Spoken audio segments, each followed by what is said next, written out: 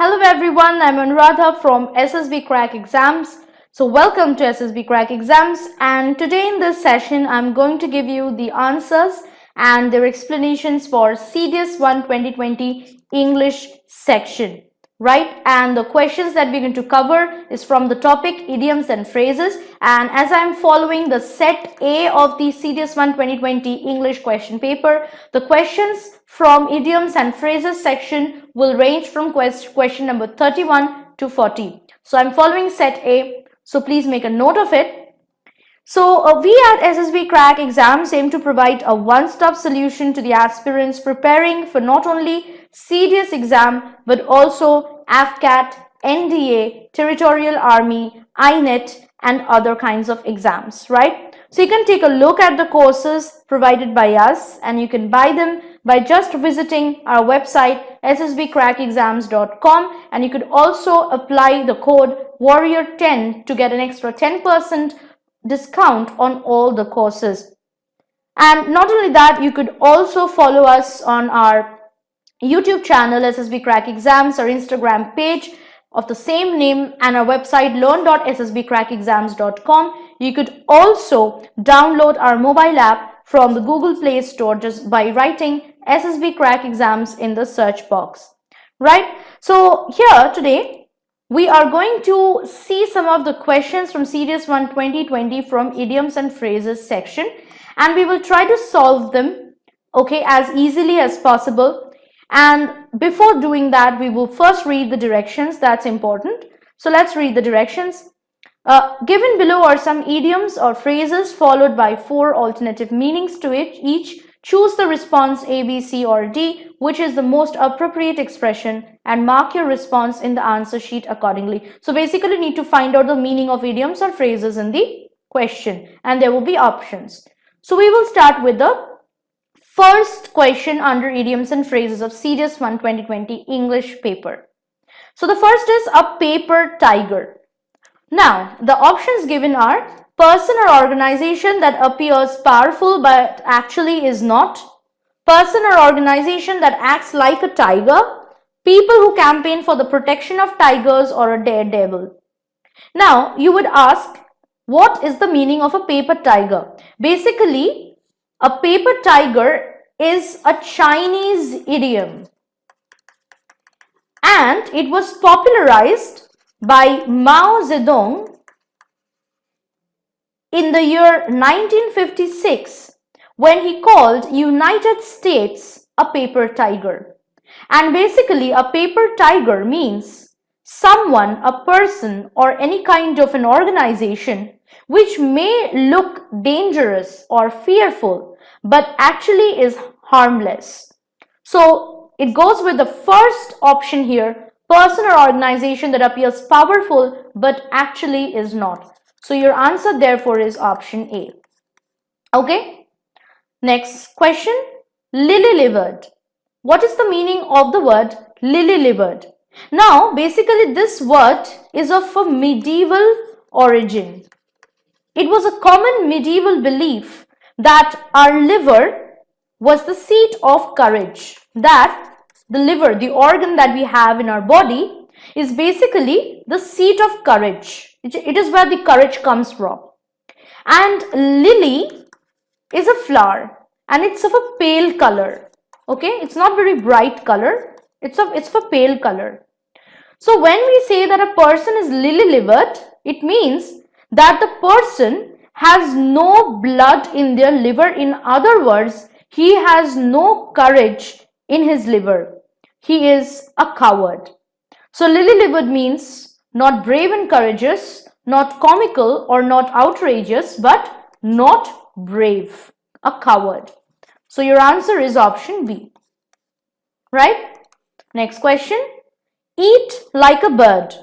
Now eat like a bird is a very common idiom that we use, a phrase that we use for someone who is eating very little, very less in number, and it alludes to the mistaken impression that birds don't eat much. Okay, so therefore when we say that that person is eating like a bird, it means that the person is eating very little. Okay, so your answer here is option B. Next one, the dog days. Days celebrating dogs, the bitter days, the hottest days, the coldest days. Now there is a very interesting story behind the origin of the phrase the dog days. Basically, the dog days is a period of time which is alluded to, and the time period is between early July to early September. This time period is called the dog days, and I will tell you the origin story behind it. Why? Because in this period of time between early July and between the early month of September, Sirius, and this is not Sirius Black from Harry Potter, let me tell you, this is basically the name for the so-called dog star. You know, we have the pole star and all, so like that, Sirius is basically a formal name, you could say, an official name for the dog star, which rises and sets with the sun in the same period of early July and early September. Okay. Now the ancient Romans used to call this phenomena Dies Canicularis, which if you translate, and I don't know Roman, let me tell you that. So Dies Canicularis translates to dog days, and the dog days actually means the hottest days. So the days between early July and early September is the hottest of the year, hottest days of the year. Okay, so I've given you a long story. So now we will come to the short description, the short meaning of dog days. It is the hottest days. Now you would ask me why I'm telling you such stories. Basically, through these stories, you will be able to remember the idioms and phrases, and it's the only way to remember the idioms and the phrases in bulk, because many of the students I have seen has this habit of mugging up the idioms and phrases, but that is not the solution, let me tell you. And the easiest ways and the most fun ways to remember the idioms and phrases in bulk is to remember the stories of origin behind it. So I hope that when I have given you the story, you have known the story. Now you will never forget the origin, the meaning of the dog days, right? So the answer is therefore option C here. The dog days means the hottest days in the year. Okay. Next question. A banana republic. Now again, there is a story behind a banana republic, and it's an interesting one. Basically, what is a banana republic? Banana republic is a small or a poor country with a weak government. In other words, where the political conditions are not very stable because of the interference of an economically powerful country. Now then, why that particular country is called a banana republic? This term banana republic was first used by the American writer O. Henry in his book called Cabbages and Kings. It's a collection of short stories, and he used this banana republic in order to talk about Honduras, where he was staying at that time, but he didn't use the word Honduras there. He used an imaginative name of an imaginative country for obvious reasons. Now then, this term originally originated when Captain Lorenzo D. Baker, okay, now he was a man, a trader, who introduced banana, the fruit banana, to the Western world. Okay, because banana is basically an exotic fruit. It's basically an oriental fruit. So Captain Lorenzo D. Baker introduced banana to the Western world, and he bought them in Jamaica. Jamaica, all right? Jamaica is the name of a place. You know where Jamaica is. So he bought them in Jamaica and sold them in Boston at a 1000% profit. Can you imagine? 1000% profit. So can you imagine 1000% profit he made just by buying them in Jamaica, selling bananas in Boston, and the country became a single purpose economy to the United States.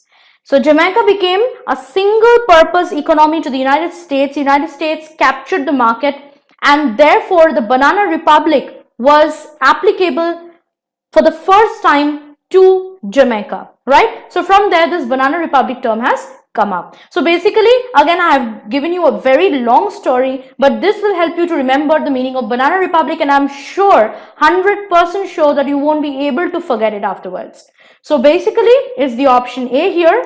So your answer is option A, a smaller poor country with a weak government and with the interference of an economically powerful country.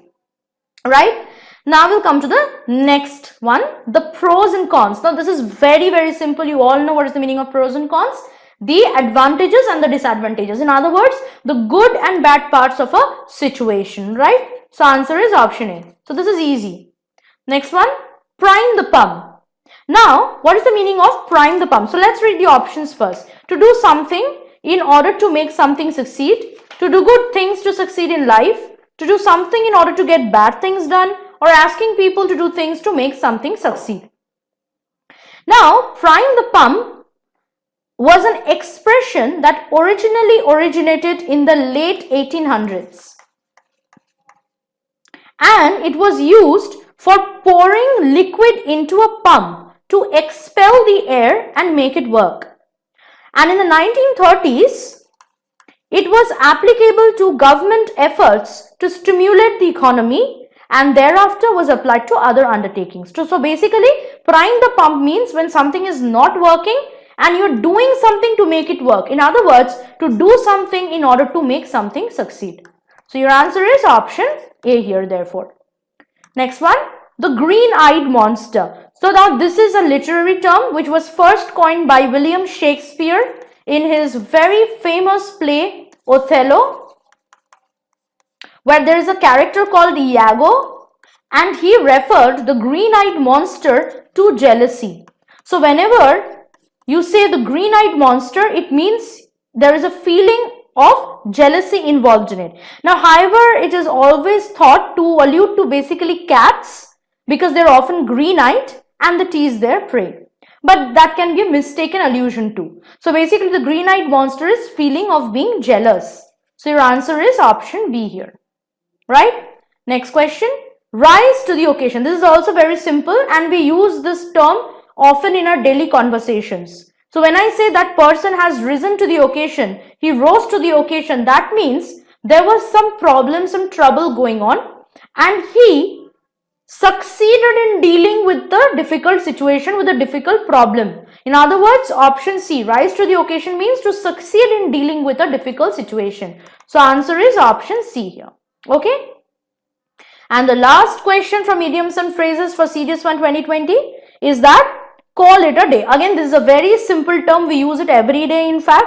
Okay, and in our daily conversation, this is a very common saying. If I say call it a day, I want you to stop doing the work that you are doing basically, but it basically alludes to have this idea of having done a day's work. So when you have completed your day's work, you call it a day. But if I say call it a day in the middle of whatever you're doing, that means I want you to stop doing that work. So basically, call it a day means stop doing something that you are doing, right? So your answer is option C.